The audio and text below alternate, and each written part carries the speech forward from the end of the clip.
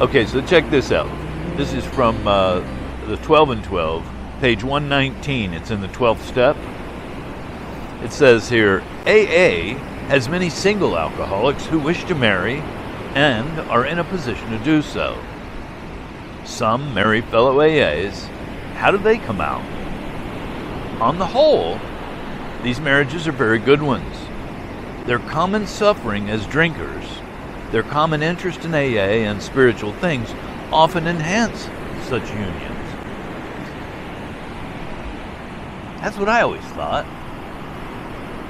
I mean, what better person to hook up with than somebody that's in the program, right? But check this out.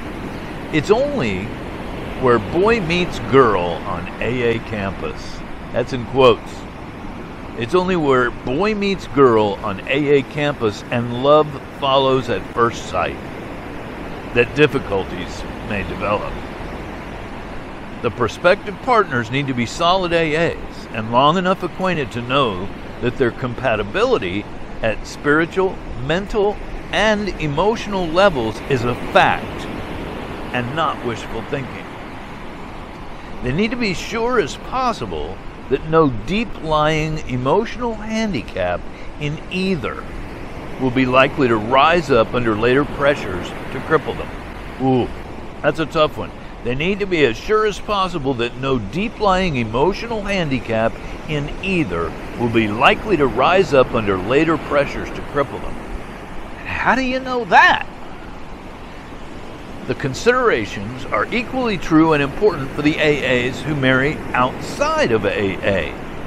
With clear understanding and right grown-up attitudes, very happy results do follow.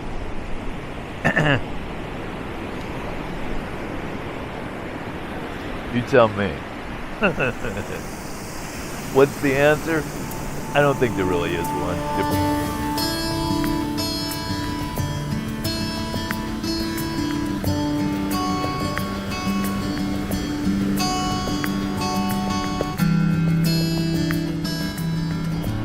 Well, good morning. It's kind of a cloudy morning. Looks like we're going to get some rain here today. So I thought maybe I'd talk about something that's a little on the stormy side. You ever heard the expression, no relationships in your first year? Yeah, me too. I have to say, I tend to agree with that one. You know, one of the main things I think in avoiding a relationship in your first year is, first of all, you don't even know who you are yet, much less who the other person is. You know, they say the same man will drink again.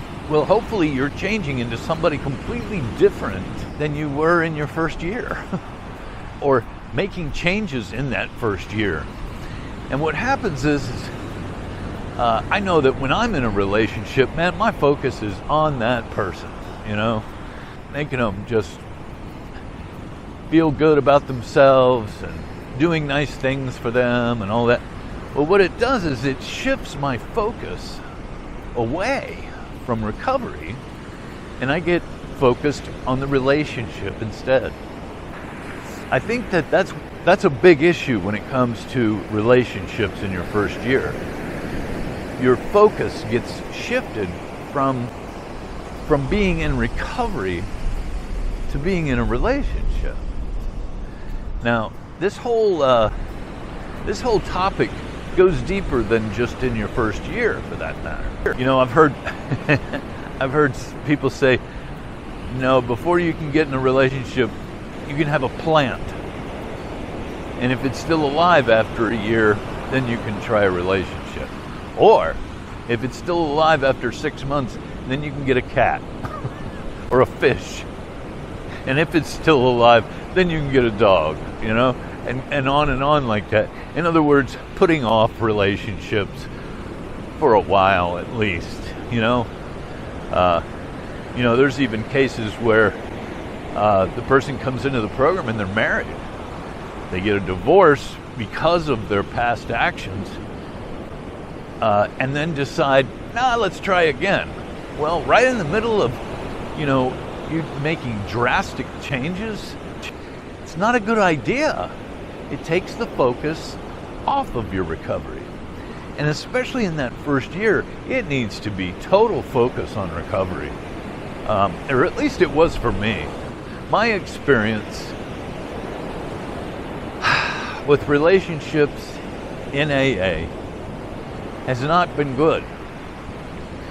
But I have to say, it's still, to me, like, how could you possibly have a better relationship than with someone who is in the same boat? I know people that are married to earth people or normies or non-alcoholics, and their partner just does not get them at all. I get recovery.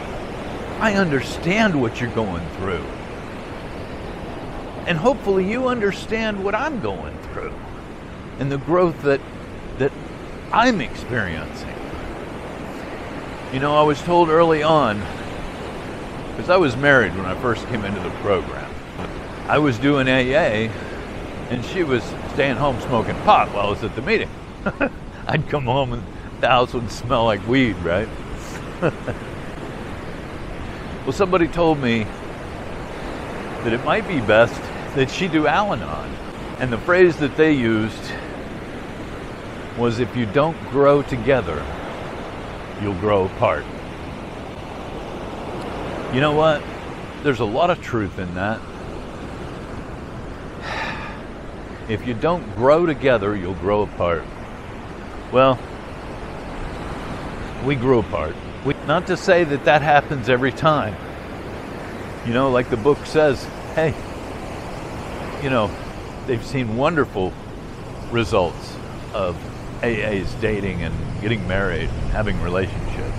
And I think everybody who's been to AA has met that perfect AA couple. They've been married for, 30 years.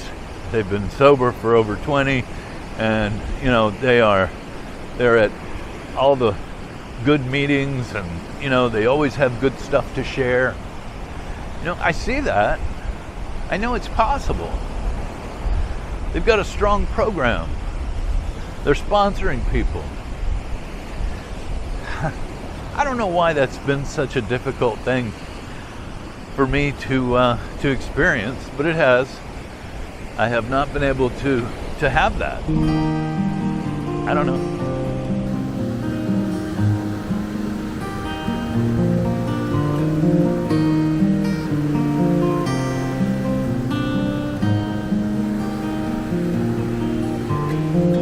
There's another topic, and it's like in that reading it said something about both should be solid AAs.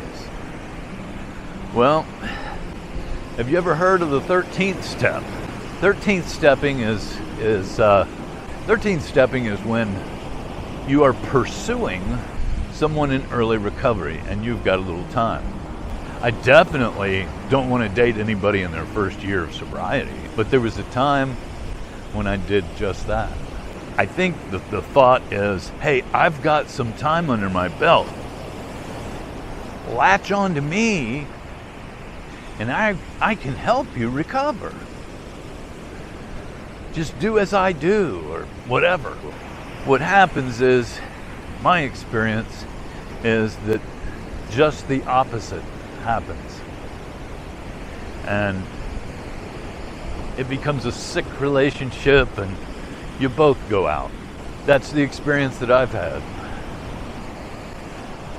I will never, ever touch that 13th step ever again. That was a very bad experience and one that I do not want to repeat.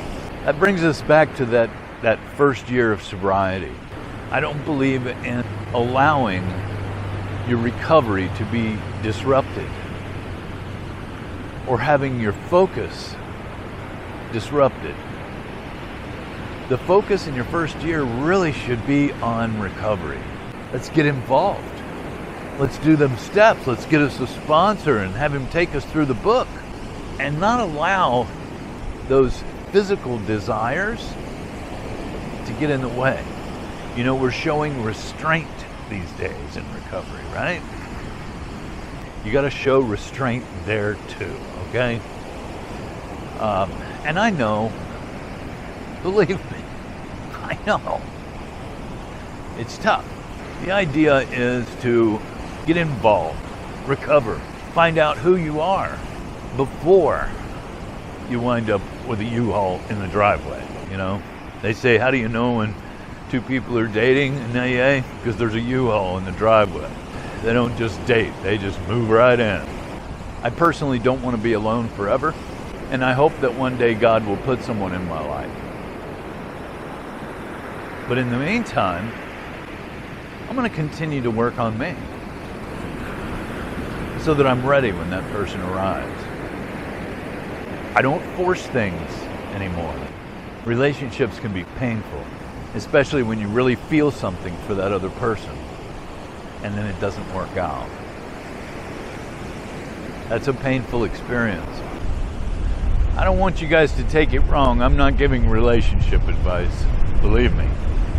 I'm the last person on earth to ever have any qualification for giving relationship advice. What I have for you is information about myself, about how my alcoholism affects relationships and how my recovery affects relationships. The only advice that I can give is don't do it. And that's only because of my past experience. So like I said, I'm going to continue to just work on me, allow my growth to take place, and hopefully when the right person comes along, I will be ready. Because I don't want to experience the pain of an unhealthy relationship ever again. It's costly, and I don't just mean financially. It costs me my serenity, my peace of mind, and my happiness. And I'm not willing to pay that price anymore. All I can say is be very mindful of those in their first year.